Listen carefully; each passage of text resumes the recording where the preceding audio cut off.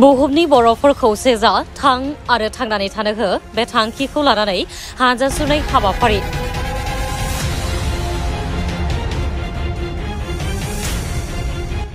तामुलपुर जिल्ला दुलाराय बर' फरायसा आफादनि बानजायनायाव हानजा सुरनाय हाबाफारि लादों। दुलाराय बर' फरायसा आफादनि बिथोन बादियै मोनफ्रोमबो जिल्लायाव हानजा सुरनाय हाबाफारि बादियैनो दिनै बेलासिनि 3 रिंगायाव तामुलपुर जिल्ला दुलाराय बर' फरायसा आफादा हानजा सुरनायखौ तामुलपुर नोगोराव थानाय देंखो फैसालिनि गेलेग्रा फोथारनिफ्राय गेरेमसा बर' हारि दानायनि थांखिजों लोगोसे बुहुमनि बर'फोरखौ सेजा थां आरो थांनानै थानो हो बे थांखिखौ लानानै दिनैनि हानजा सुरनाय हाबाफारिखौ लानाय जायो। दिनैनि बे हानजा सुरनाय हाबाफारिनि गिबि हाबाफारि बादियै बड'फानि मुसुखायाव बिबार बावनाय जायो। बिबारखौ बावजेनो तामुलपुर जिल्ला ट्राइबेल संघसनि आफादगिरि गजेन नार्जारी बिथाङा बावजेननानै हाबाफारिखौ जागायनानै होयो।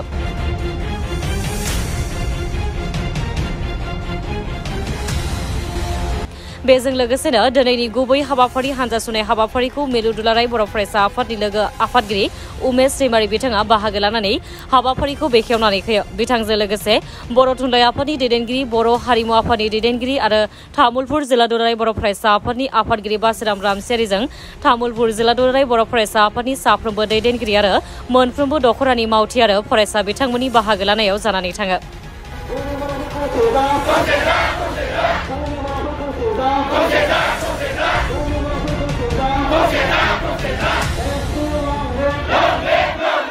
जोंनि दुलाराय बर' फरायसा आफादनि मावथिफोर दङ, जिल्ला आफाद दङ।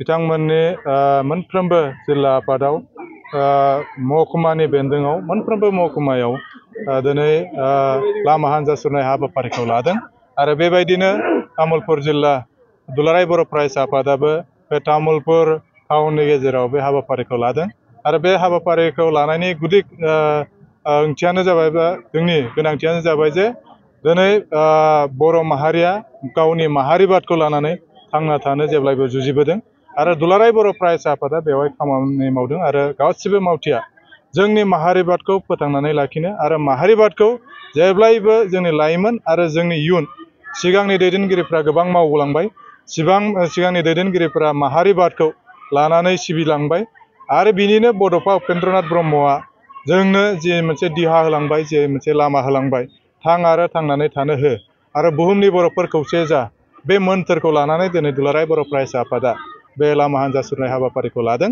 आरो बेवहाय जोंनि गासैबो पार्कआव दैदेनगिरि आरो लोगोसे दानि दैदेनगिरि जथायै लोगोसे लाइमोनफोरा बेहाय बाहागो लादों आरो बेजों जों जेब्लायबो इयुनावबो जाहाथे जाय जेरावखि थाया मानो माहारिबादआ जेब्लायबो जोंनि गोसो गोरबोआव बेरखांथों आरो जोङो माहारिबादखौ लानानै जेब्लायबो इयुनाव जोंनि गेरेमसा माहारि दानो सिमां होलांनाय बड'फानि बेखौ जाहाथे जों मावफुंनो हायो, बेखौ लानानै दिनै बे हानजा सुरनायखौ लानाय जादों। हानजा सुरनाया दिनै राजखान्थि बागै नङा। दा जोङो बेखौल' हास्थायगोन जे बर' माहारिया खौसे जानांगौ आरो बेखौ बड'फा उपेन्द्रनाथ ब्रह्मआ बुंलांदों। बर' माहारि बुहुमनि बर'फोर खौसे जा आरो जुजिनायनि गेजेरजों खौसे लामाया फैयो। बेखौ दुलाराय बर' फरायसा आफादनि मोनसे समनि आफादगिरि जायखौ जों बड'फा मानियो उपेन्द्रनाथ ब्रह्मआ बिथाङा बे मोन्थोरखौ होलांदों। दा बर' माहारिया खौसेयै जोङो थानांगोन। जोङो दाब दाब ओनसोलाव रायजो जादों, दाब दाब जिल्लायाव रायजो जादों, गुबुन हादोरावबो दङ आरो बुहुमनि दाब दाब जायगायाव जोंनि बर' माहारिया गुबुन गुबुन खामानियाव एंगेज जानानै दङ। थेवबो जाय जेरावखि थाया मानो माहारिबादखौ लानानै खौसेयै जोङो जेब्लायबो थांना थानांगोन।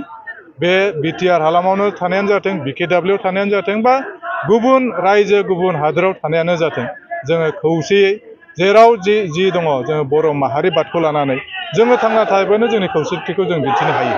दा बिनि थाखायनो खौसेथिया जोंनि सिगां आरो बुहुमनि बर'फोरखौ खौसे जानो थाखाय बड'फा उपेन्द्रनाथ ब्रह्मआ खावलायदों आरो बे मोन्थोरजोंनो दुलाराय बर' फरायसा आफादा खामानि मावदों। बर' फरायसा आफादा दिनै मोनफ्रोमबो जिल्ला आरो मोनफ्रोमबो महकुमायाव लामा हानजा सुरनाय जे हाबाफारि बेखौ लानो बिथोन हरनाय लेखा तामुलपुर जिल्ला दुलाराय बर' फरायसा आफादाबो जोङो बे लामा हानजा सुरनाय हाबाफारि जों बेखौ लादों आरो बिनि गुबै थांखियानो जाबाय जे दुलाराय बर' फरायसा आफादखौ गोख्रों खालामनानै लाखिनाय लोगोसेनो बड'फा उपेन्द्रनाथ ब्रह्मनि जि सानथौ सानस्रि बेजों बर' हारिखौ बुहुमाव गेरेमसा हारि दाफुंनाय। दा बड'फा उपेन्द्रनाथ ब्रह्मआ जोंखौ बुंलांदों बा बर' हारिखौ बिथाङा बुंलांदों जे बुहुमाव बर' हारिखौ गेरेमसा खालामनानै गेरेमसा जोङो दाफुंनानै लानांगौ।